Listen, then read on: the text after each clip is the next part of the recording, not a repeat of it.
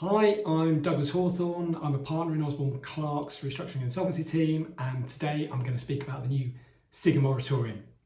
The Corporate Insolvency and Governance Act 2020, SIGA, which came into force on the 26th of June 2020, has introduced new procedures and measures to rescue companies in financial distress as a result of COVID-19 and the resulting economic chaos, including this new standalone moratorium.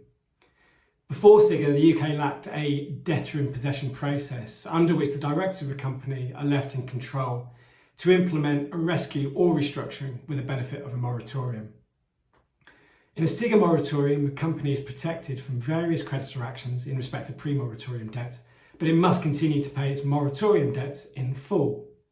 The company's directors remain in control, but an independent monitor, who must be an insolvency practitioner, has oversight throughout and can terminate the SIGA moratorium in various circumstances. Government statistics inform us that only 4 companies obtained SIGA moratoriums between June and December 2020, but we've been unable to obtain further details on those cases. Such low usage may be because the various temporary restrictions in force on landlords regarding winding up petitions and so on, and because lenders on the whole are taking a flexible stance on waivers, deferrals, etc., have negated, at least in the short term, the immediate need for a standalone moratorium. Moreover, as I'll explain in this video, the SIGA moratorium has various limitations and associated costs, which reduces its attractiveness. However, as and when the temporary restrictions are withdrawn and/or lenders start to address their underperforming books, we expect more companies to start looking at the SIGA moratorium. Just for completeness, the government recently put forward draft legislation that would extend its power to amend the applicable legislation for COVID-related reasons until the 29th of April 2022. So the temporary restrictions could be around for some time. During a SIGA moratorium, number 1, creditors cannot petition for the winding up of the company. Number 2, no winding up or administration proceedings or process can be progressed. Number 3, no right of forfeiture can be exercised in relation to premises occupied by the company. Number 4, subject to some exceptions, there can be no enforcement of security over the company's property. Number 5, there can be no repossession of goods. And number 6, again subject to some exceptions, no legal process can be issued or continued against the company. The company must be, or likely to become, unable to pay its debts. No application can be made if the company has entered into a moratorium in the previous 12 months.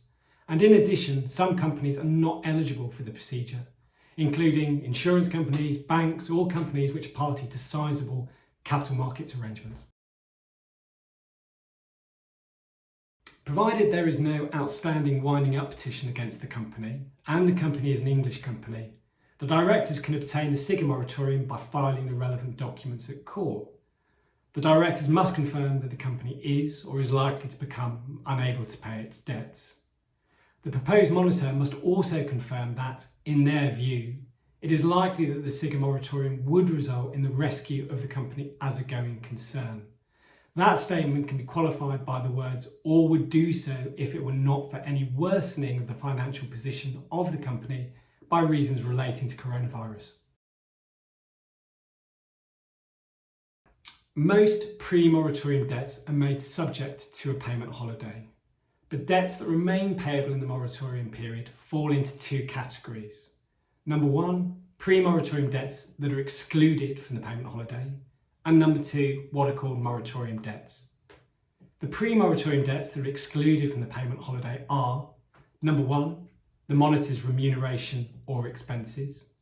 Number 2, goods or services supplied during the SIGA moratorium.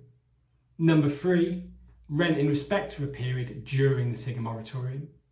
Number 4, wages or salary arising under a contract of employment. Number 5, any redundancy payments. And number 6, debts or other liabilities arising under a contract or other instrument involving financial services. Pre-moratorium debts excluded from the payment holiday, and moratorium debts must be paid in full during the SIGA moratorium, and confirmation that these debts have been paid have to be filed at court to support any extension to the moratorium period. The monitor is required to terminate the SIGA moratorium if he or she considers that the company is unable to pay those debts. The initial period of the SIGA moratorium is 20 business days, beginning with the business day after the SIGA moratorium comes into force. That essentially means the day on which the relevant documents are filed at court or the court makes the relevant order. The SIGA moratorium can be extended for a further 20 business days without creditor consent by the directors filing with the court, firstly, a notice stating that they wish to extend the moratorium. Number two, a statement by the directors that the moratorium debts and the pre-moratorium debts for which the company does not have a payment holiday have been paid or discharged. Number three, a statement by the directors confirming that the company is or is likely to become unable to pay its pre-moratorium debts. And number four, a statement from the monitor that in his or her view, it remains likely that the moratorium will result in the rescue of the company as a going concern. If the creditors, being those creditors who are not going to be paid during the moratorium because of the payment holiday, consent to an extension, the moratorium can be extended by the directors for a period of up to 1 year. Alternatively, the directors can make an application to court after the 15th business day of the initial moratorium period for an extension of the period. The court will consider whether the extension is in the interests of the pre-moratorium creditors and whether the court considers that a rescue is likely. The monitor is an officer of the court and must be an insolvency practitioner.